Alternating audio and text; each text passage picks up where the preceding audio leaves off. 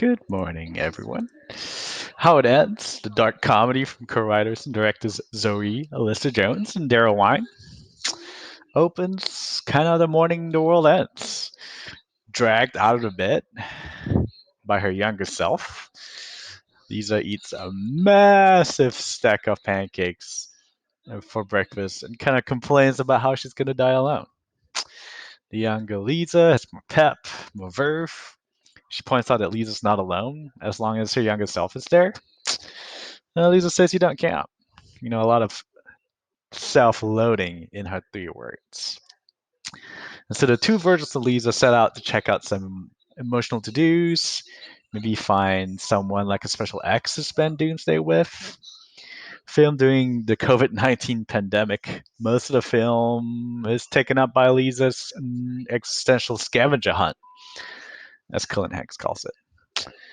Lots of familiar faces pop up.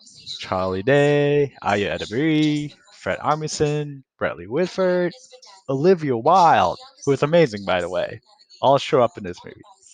Each last day alive vignette carries a certain crazy scene energy, but they're still funny, having the improvisational energy of a story that kind of seems like you're telling a story to friends at a party. But this cast is not the strength of this film.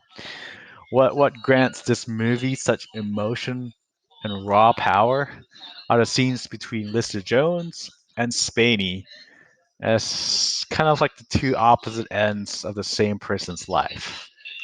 The young Lisa pushes her older self to be out there, to go see people, to confront her past and her emotions. But Lisa refuses to allow herself the pleasure of her own past's company. Both actors give their performances in a perfect step dance. And the harmony that only can make the Discord so aching.